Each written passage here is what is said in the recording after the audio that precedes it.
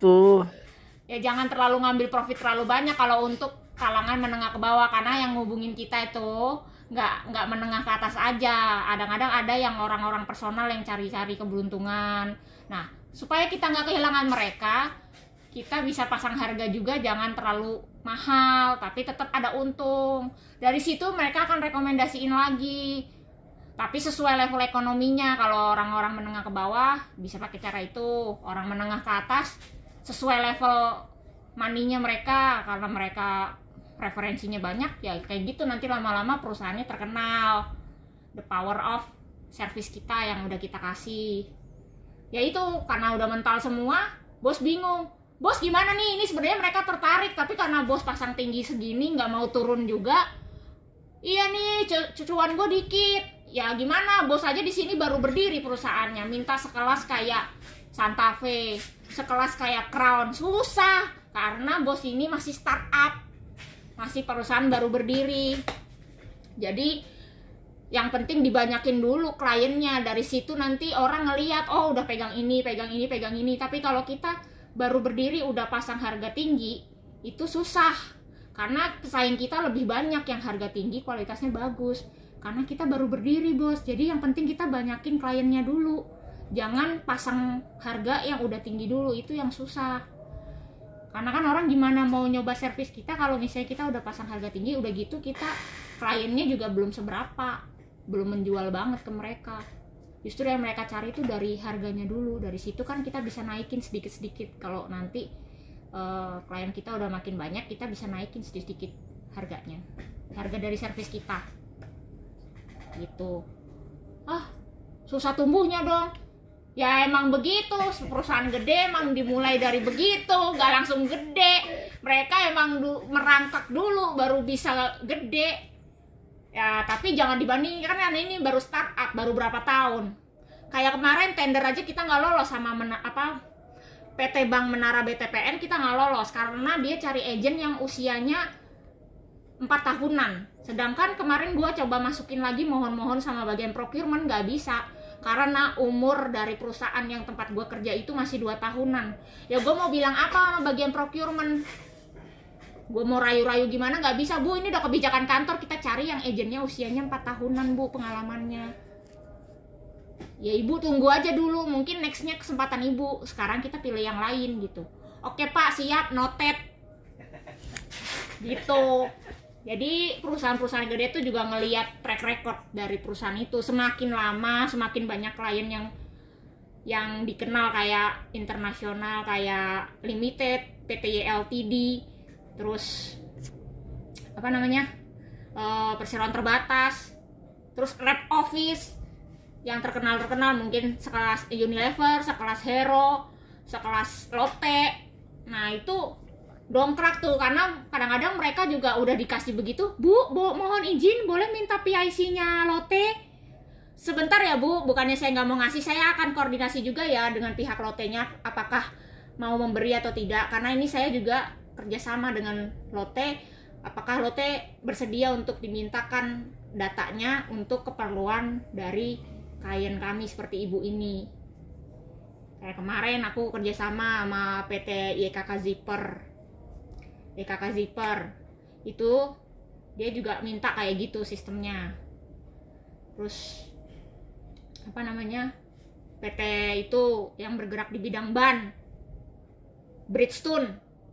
Nah Bridgestone itu juga walaupun apa namanya mereka lancar gitu ya, tapi ya gitu kadang-kadang setiap klien tuh punya sifat sama karakter beda-beda. Ada yang udahlah bu, nggak usah pakai perjanjian kerjasama, yang penting saya pakai ibu. Oh ibu, maaf ibu, ini dari sisi legalitas kita perlu juga perjanjian kerjasama, karena supaya kita tahu bu, setiap tahun kita mereview kontrak, gimana nih perjanjian kerjasama kita, gitu.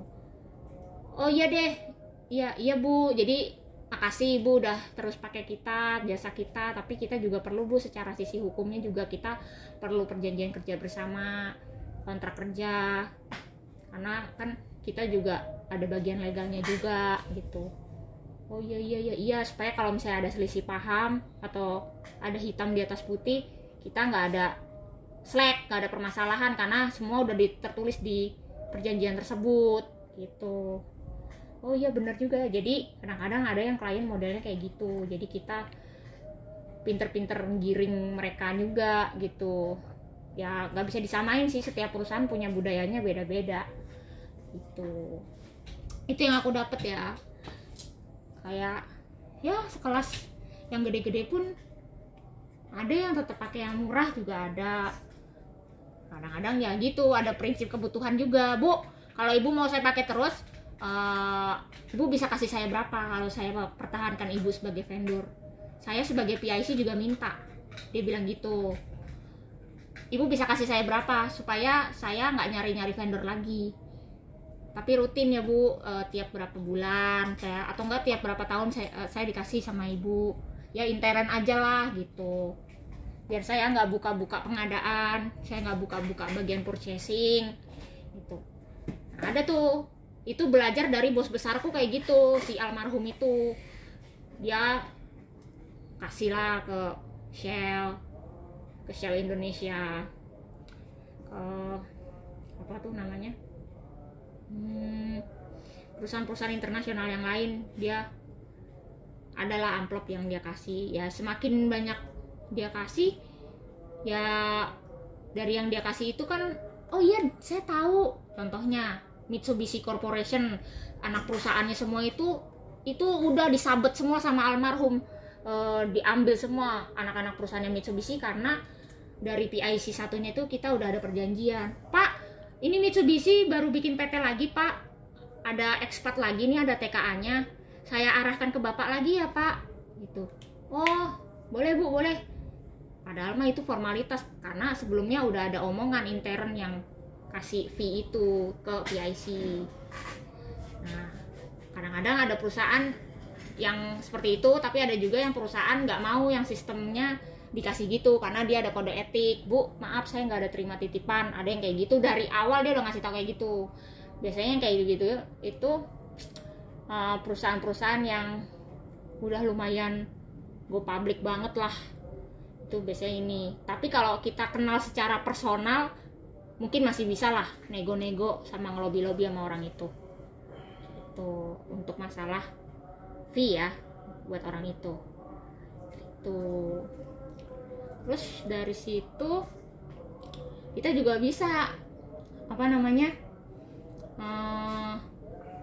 dari website juga menjual. Tapi emang sekarang emang itu sih, kita bisa live TikTok. Ayo yang mau nanya-nanya bisa nanya sekarang mumpung aku lagi live. Terus nanti ada yang nanya, kakak kerja di perusahaan apa? Iya saya kerja di perusahaan ini, gini. Wah bisa tuh kak ngurus visa ini, bisa. Nah langsung deh kita sepil harga visanya, harga paspornya, harga pengurusan PT, harga bikin NIB, harga bikin NPWP, bisa tuh. Tapi yang jangan kita spill di live itu harganya, bilang yaudah kak japri ya kak, DM ya kak gitu. Jadi biar ngelihat keseriusan mereka juga, kalau mereka tuh serius mau dibantu, berarti mereka yang DM tuh emang beneran mau dibantu. Modal live aja sambil after work, after kerja kita live bisa 1 jam 2 jam.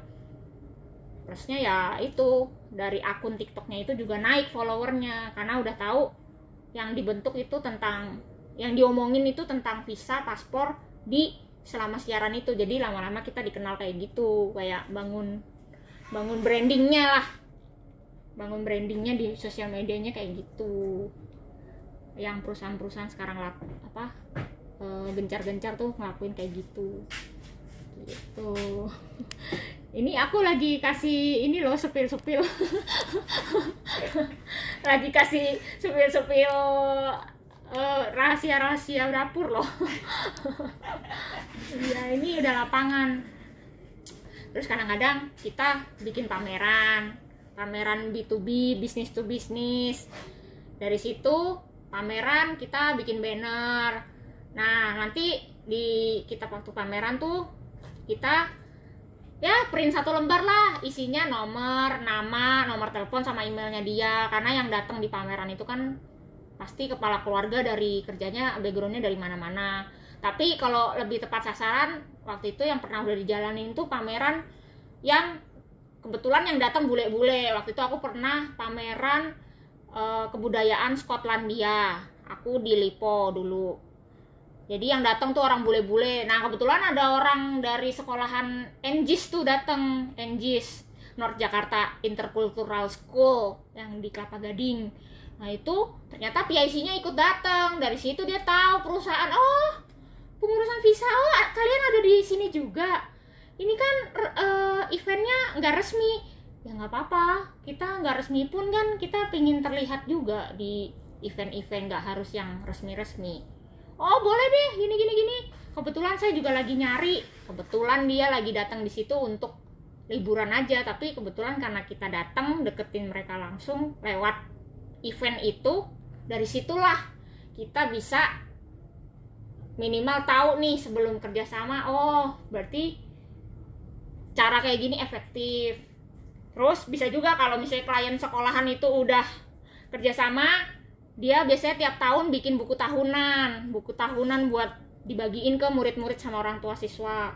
Nah orang tua siswanya dari sekolah internasional itu kan pasti bukan orang sembarangan. Mereka kadang-kadang ada yang direktur, ada vice president, ada CEO. Orang tuanya misalnya sambil baca-baca kelulusan anaknya di buku tahunan itu. Nah kita bisa ngiklan di buku tahunannya itu, bisa space 1 halaman atau space yang kecil ya, kayak koran-koran gitu. Kita bisa kayak sewa halaman di buku tahunannya itu. Dari situ nanti orang tua murid tuh bisa lihat, tapi harus yang menarik juga karena buku tahunannya kan berwarna, jadi kita harus yang menarik juga gambarnya, jangan hitam putih kayak iklan sedot WC, enggak, pokoknya yang berwarna lah, yang eye catching gitu. Nah dari situ orang nginget terus kita juga bisa kerjasama yang lebih gede lagi nih. Ada manajemen kawasan berikat, manajemen kawasan industri. Kita kerjasama sama bagian kantor manajemennya. Pak, bisa nggak di kawasan Hyundai ini, pabrik-pabrik perusahaan asing ini pakai kita? Oh Bu, biasanya mereka udah pakai sendiri-sendiri. Nah gimana nih Pak, kata kita sosialisasinya melalui Bapak supaya lebih mudah, one step solution. Jadi semua di kawasan pabrik ini pakainya sama kita gitu. Ya udah Mbak, biar saya atur ya Mbak untuk muncul di majalah industri yang setiap bulan kita bagikan ke tenan kita yang di kawasan industri ini, karena kan saya yang kelola Mbak di kawasan Hyundai atau kawasan MM 2100 Cikarang atau kawasan apa sih ada lagi yang di Cibitung lah, itu juga bisa juga mainnya di situ. Itu pun lebih terbuka kalau mereka nggak sepakat perusahaannya itu satu kawasan itu punya model sendiri-sendiri, pilih-pilih. Nah lebih bagus lagi kalau dari pihak kawasannya udah punya channel gitu. Oke Bu, tapi Ibu juga kita ada loh, ya nggak mungkin lah Pak kita minta bantuan tanpa kita minta tanpa Bapak minta sesuatu, kan kita juga pasti kasih Bapak gitu. Yang penting di kawasan ini bisa pakai jasa kita. Oke Bu, bagaimana perjanjiannya gitu, supaya jasa Ibu bisa kita munculkan di majalah-majalah industri yang kita kasih tiap bulan ke tenan-tenan kita di kawasan industri gitu. Oke, bisa itu model satunya. Terus ya itu juga kita sering-sering kumpul komunitas bule. Aku ada komunitas bule dimana bule-bule itu dia juga bukan karyawan biasa, ada juga yang dia sekelas manajer ke atas lah. Nah dari situ dia kadang-kadang ada juga dia sambil kerja tapi sambil bikin PT sendiri juga ada. Nah itu bisa kita tawarin sambil kita relax abis office hour, habis setelah kerja kita ngumpul di restoran kayak komunitas bule itu. Dari situ kita ngobrol-ngobrol, tukar pikiran. Nanti bule itu tanya-tanya, kita gali dulu, oh kamu kerja di sini Mister, gini. Oh iya aku di sini ya, tukeran kartu nama. Nanti kita udah gali tentang dia, dari situ dia juga akan mulai kepo nih. Oh emang Ibu dari mana sih? Ya saya dari ini Pak, ngurusin ini, gini. Tapi sekilas aja, jangan sambil jualan, karena kan kita lagi topiknya lagi mingle, maksudnya lagi ngobrol-ngobrol, jangan jualan terus gitu. Jadi sama-sama saling tuker informasi lah gitu model-modelnya. Jadi minimal dia oh ya oke pokoknya saya kalau ngurus visa apapun itu ingat Ibu dari PT ini ya. Oke makasih Bu, kartu namanya gini. Tapi jangan terlalu nge-push, nanti dari situ sendiri dia akan inget kok. Yang penting dari selesai pertemuan itu kita WA dia, Mister, ini saya yang tadi kita ketemu. Oh iya, ini nomor saya di save ya. Walaupun dia udah pegang kartu nama kita, tapi kita terus supaya ada di pikirannya dia gimana. Kita jemput bola dengan cara kita WA dulu dia, WA dulu apa namanya, supaya karena kan yang ngubungin dia tuh banyak, bukan kita doang. Jadi kita berusaha yang terus ada di pikirannya dia gitu, karena dia terlalu banyak yang dia pikirin ya.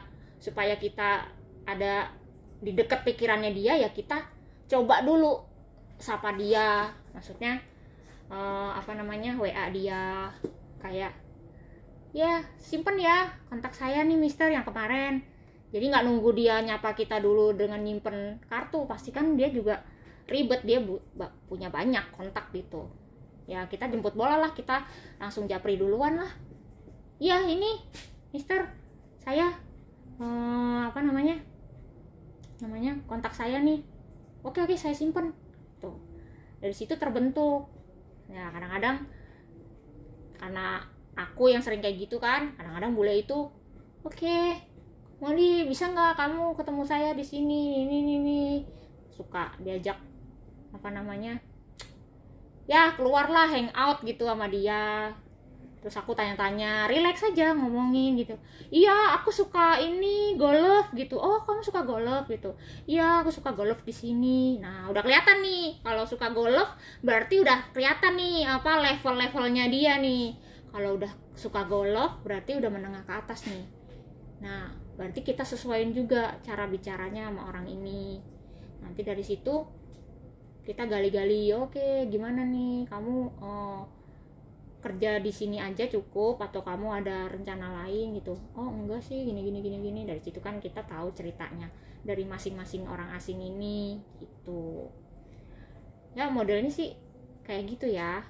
Terus kalau misalnya lewat telemarketing, karena aku udah biasa ya, aku udah biasa di luar skrip ya. Aku biasanya ada skrip sendiri, tapi karena udah sering nelpon orang ya, aku bilang aja selamat pagi.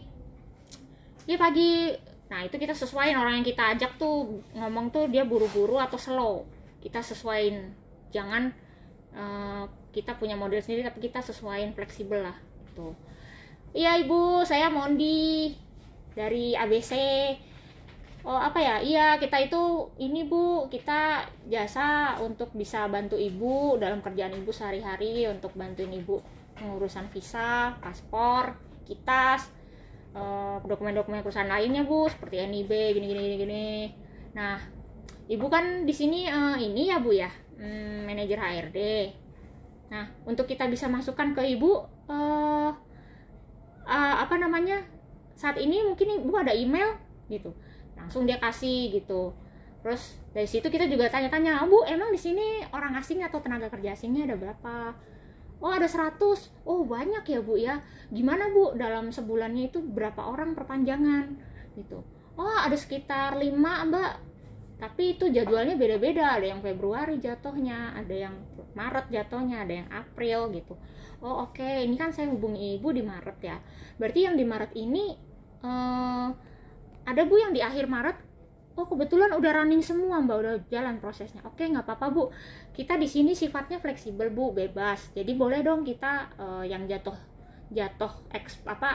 masa berlaku dari kitasnya yang April, mungkin boleh kita di trial ya bu. Nanti ibu setelah trial itu ibu bisa buktikan sendiri kalau kita di sini beda, kita lebih cepat juga lebih cepat prosesnya. Terus kita di sini nggak tinggalin ibu begitu aja, selama proses pun kita update. Udah selesai pun kita update, kalau ada kendala pun kita info. Jadi kita nggak hanya terima job aja, tapi kita tetap kasih edukasi juga ke ibu kalau ternyata tuh alur ngurusin kitas tuh ada step-stepnya kayak gini. Sekarang kita lagi di sini nih prosesnya. Nah itu kita nggak hanya terima beres terus kita nggak ngobrol sama ibu. Jadi selama prosesnya ibu kita update terus gitu. Oh iya, justru yang itu yang saya butuhin mbak. Saya tuh ngerasa saya kayak satu pintu aja, karena begitu saya serahin ke agent itu nggak ngobrol lagi sama saya, yang penting terima jadi. Nah itu dia Bu, saya kasih tahu ya Bu, yang agen-agen seperti itu rata-rata maunya terima beres, dan nanti ibu sebagai PIC takutnya terima masalah yang mungkin ibu nggak sadarin. Contohnya Bu, ada Bu di sini ada yang klien kita curhat ya Bu, cerita karena dia modelnya terima beres, ternyata dia dapat masalah Bu. Ada yang bagian dokumen tertentu yang nggak diperpanjang, tapi karena dia orang awam asal serahin aja, dia nggak tahu, ternyata terima beres tapi ternyata ada dokumen satu yang memang nggak diproses. Itu jadi masalah Bu pas perpanjangan berikutnya. Syukur-syukur kalau orang asingnya masih ada. Terus kalau misalnya orang asingnya udah keluar, pulang ke negaranya, itu makin repot lagi Bu. Ada juga Bu yang pengguna TKA, pengguna orang asing tapi nggak EPO. Orang asingnya nggak di EPO, nggak di exit permit only. Oh iya, ya itu ya nggak bisa Bu. Di sini kalau kita pakai orang asing, masukin berkas sama keluarin berkas itu semua ada recordnya Bu. Jadi nggak main asal keluarin orang asing, tapi datanya nggak diurus. EPO-nya pun dari pihak perusahaan tempat dia kerja harus diurus.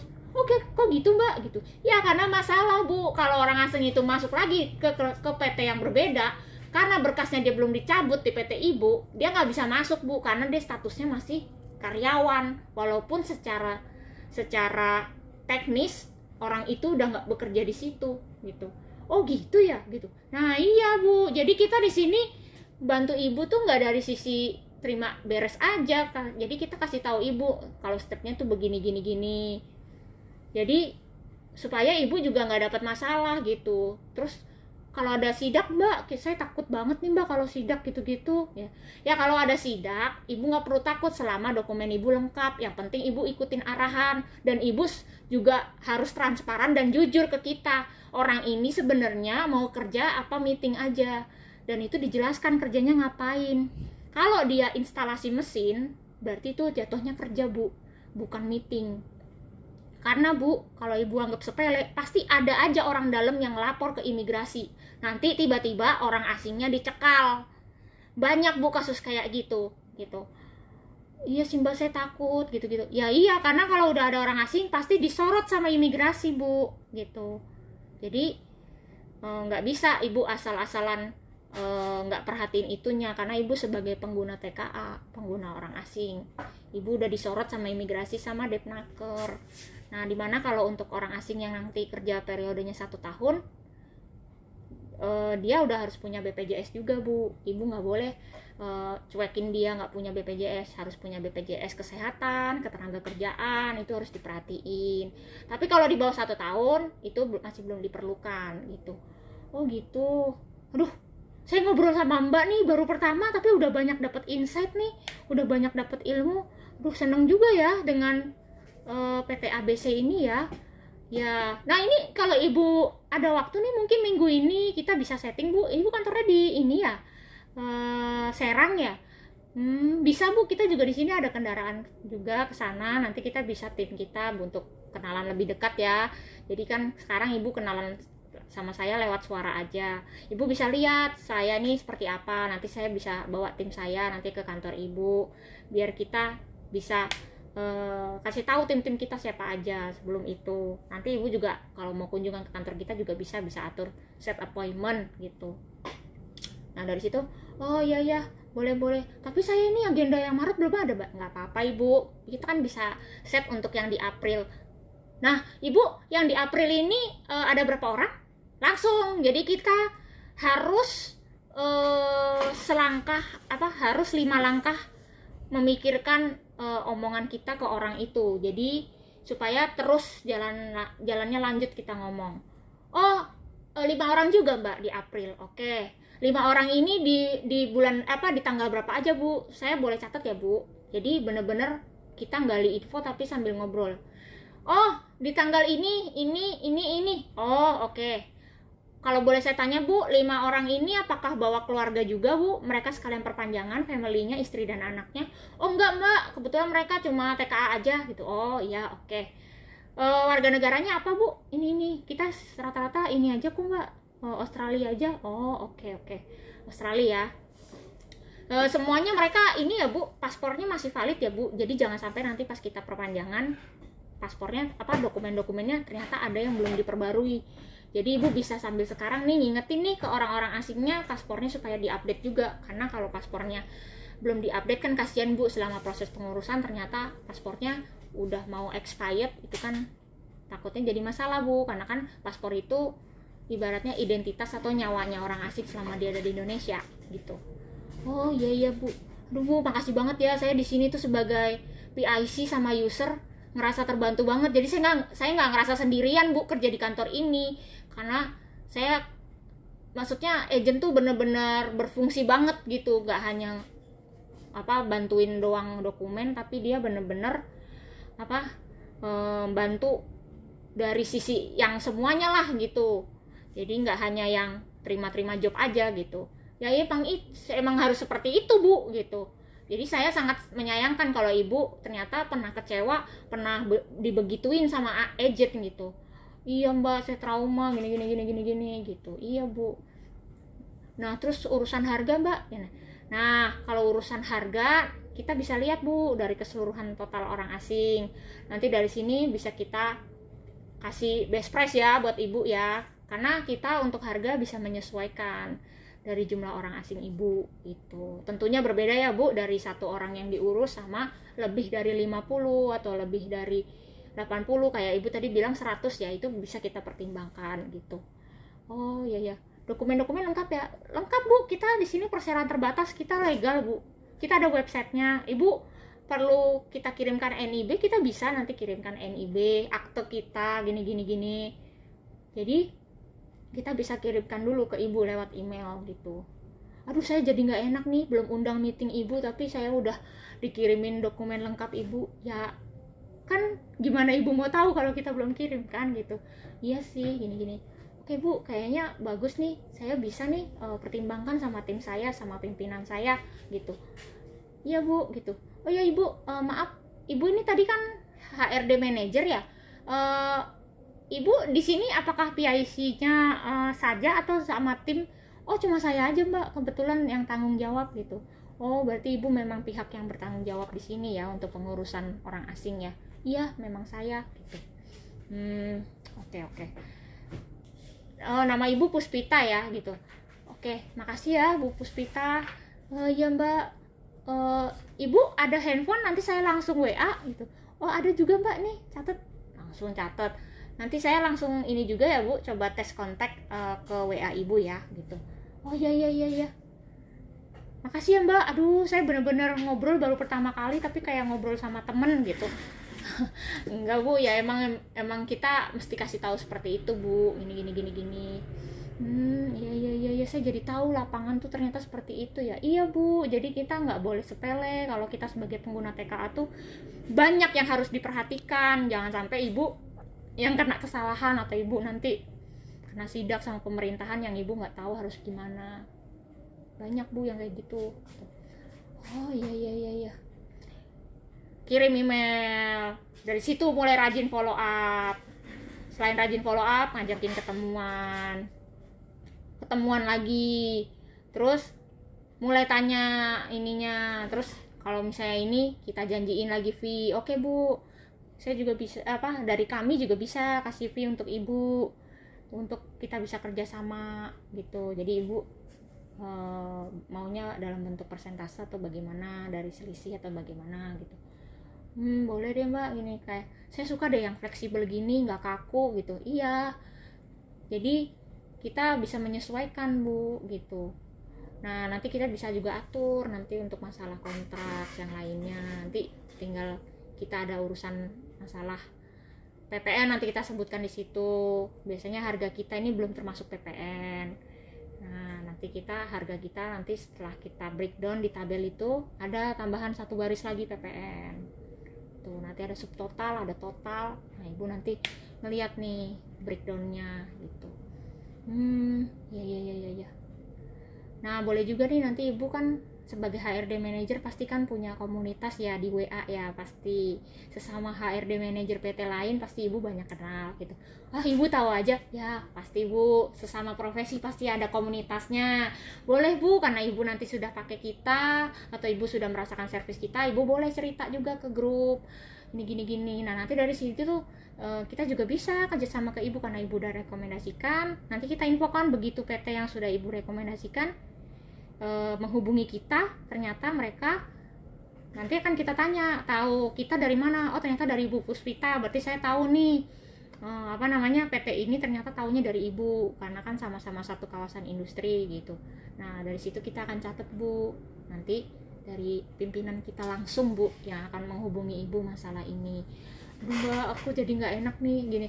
Ya nggak apa-apa Bu, kita memang seperti itu, kita win-win solution ya Bu ya.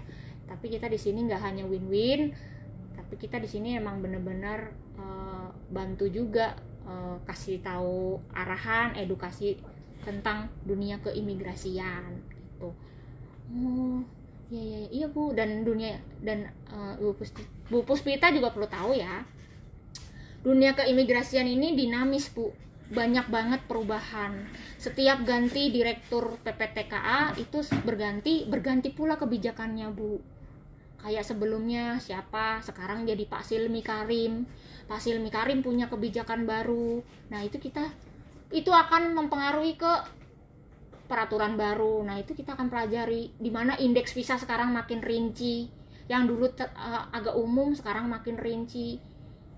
Jadi kita ya dinamis Bu, jadi kita nggak tetap di situ aja gitu. Jadi ibu udah harus siap kalau sebagai pengguna TKA dengan hal-hal seperti ini gitu. Iya Mbak, yang ini kemarin peraturan segini diganti ke nomor ini, ternyata nomor ini diberlakukan lagi. Ya memang seperti itu Bu, kita karena kerjaan kita ini berhubungan dengan pemerintahan Bu, jadi kita ya emang harus adaptasi juga gitu. Iya. Tapi ibu kan bener kan kerjanya gini. Bener Bu, kita di sini kalau misalnya dokumennya dibutuhkan sampai 5 poin. Nah ibu misalnya nggak bisa 1 poin nih, ya kita akan usahakan bagaimana ibu bisa melengkapi poin keempat gitu. Misalnya ibu mempekerjakan orang Cina.